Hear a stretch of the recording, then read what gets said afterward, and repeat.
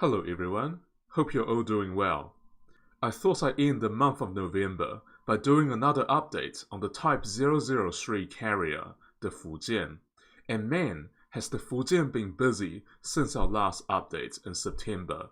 The Fujian is China's newly built aircraft carrier with a displacement of above 80,000 tons, approaching that of a US super carrier. It has 3 sets of electromagnetic catapults for launching fixed-wing aircraft, and 2 aircraft elevators, along with 6 weapon elevators on the flight deck. At the moment, given the speed of the Fujian sea trials, PLA watchers consider the most likely range of dates for her commissioning to fall between late 2025 and around the middle of 2026. Granted, that's quite a wide spread. Once that happens, it will still be several years for the Fujian to reach full operating capability. This is the point at which the carrier has received all of her equipment and aircraft, and her crew has the ability to use these and maintain these.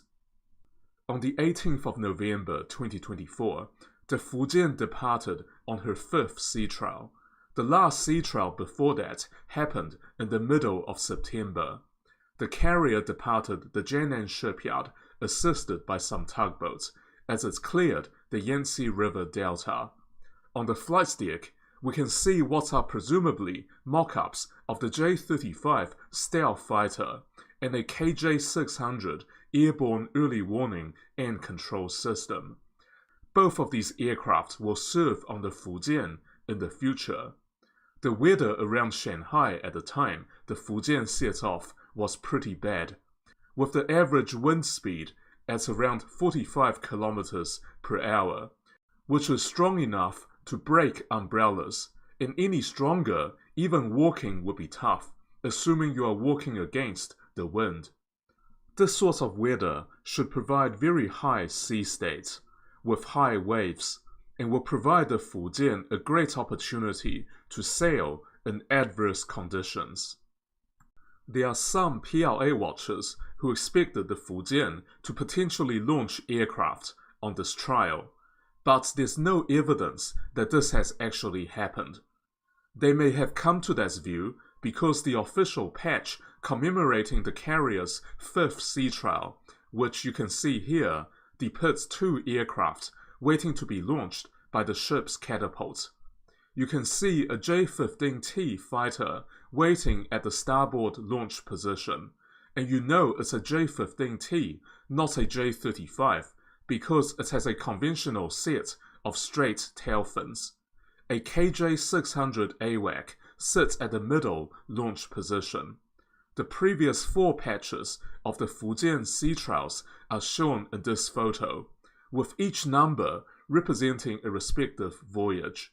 The only other patch, aside from the 5th one, showing aircraft being launched is that of the 1st sea trial. That's the one without a number. All the other patches show the ship without aircraft. So it's understandable that some people thought this time round it's different. Throughout the month of October, we continue to see mock-ups of aircraft on the flight deck in various images. In this one image here, we can clearly see a JL-10J carrier-capable trainer.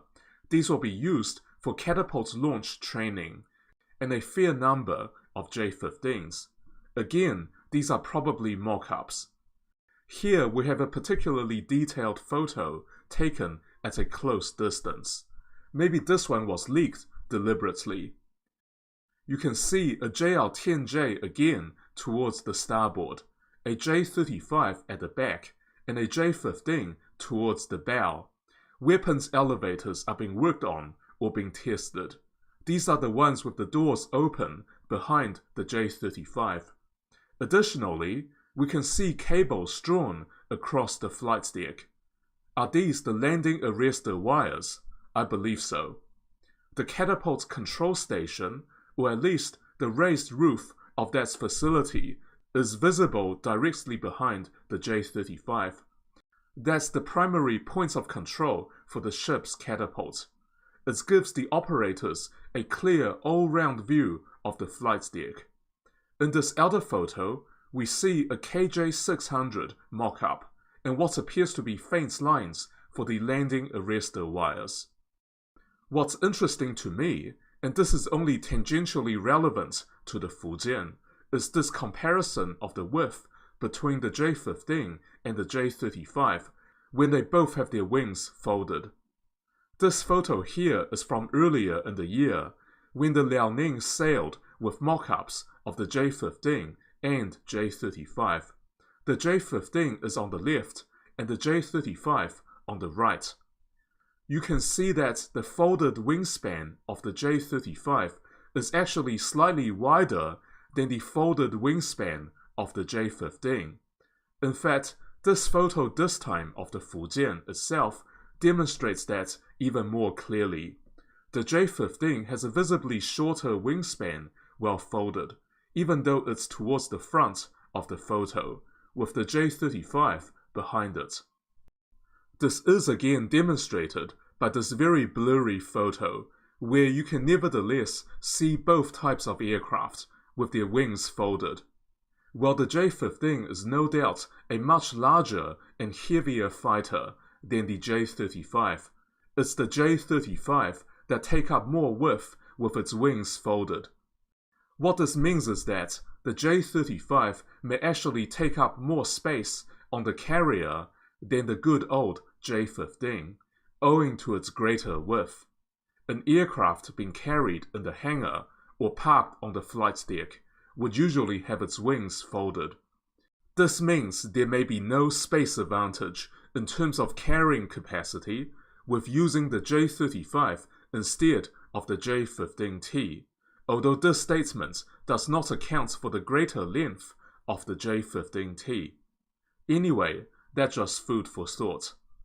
Finally, another interesting development during the sea trial in September, so that's the fourth sea trial, is the Fujian conducting replenishment testing in the Bohai Sea with a fast combat support ship. That's something I didn't mention last time. To see the last update on the Fujian, which is the unveiling of her catapult control station, known colloquially in the US Navy as the bubble, please watch this video right here. If you like this video, please consider buying me a coffee using the Buy Me a Coffee link in the description. Thank you to all Patreon supporters. See you next time.